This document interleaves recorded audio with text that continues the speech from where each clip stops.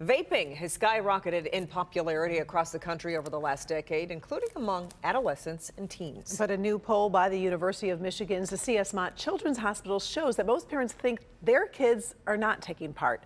Dr. Frank McGeorge now joins us with the poll results that show just how wrong some of these parents really are. They sure are, Kim and Karen. In fact, only 3% of parents of high school students said their child vapes. That is far less than the 14% that the national data found when it actually asked high school students if they had vaped in the last 30 days. Meanwhile, 30% of those same parents say their child's classmates or friends vape. Thinking it's not your child, but someone else's is actually a common mistake.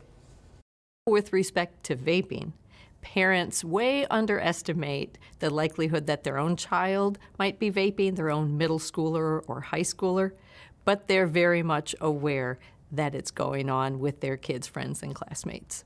Over 80% of parents thought they would know if their child was vaping by either smelling it or finding supplies. But Sarah Clark, the poll's co-director, says there is often no odor and that vaping materials have become more disposable and difficult to detect. She says it's important to lean on trusted adults and conversations with their child. Parents have partners. They have other parents. They have school officials and coaches and leaders of activities. And it might be a good idea for parents to start a discussion with those other adults in the kids' lives and with their child themselves. The real question is, what can be done to reduce teen vaping? Here's what the parents in the poll thought. Nearly 3/4 of parents believed that more enforcement of laws against selling vapes to minors would reduce vaping. Roughly half thought increasing taxes on vapes and limiting advertisement on social media would help. And about a third felt requiring warning labels on vape packaging would be beneficial.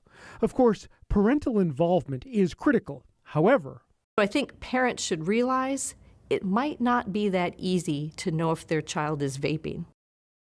Now, the poll also revealed widely different parental attitudes about vaping. For example, 70% of parents believed children should be held responsible if they're caught vaping, while 53% say the seller of the vapes and 42% say parents should be held responsible. And I thought this was also interesting.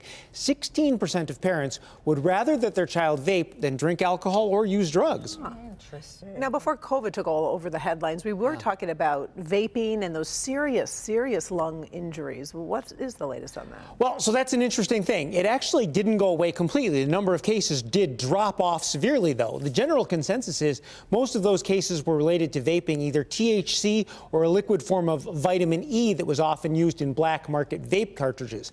There are still some cases of the severe lung injury that pop up here and there, but nowhere near the number that we saw at the end of 2019. Yeah, really good. Okay. Dr. McGeorge, thank you. Sure.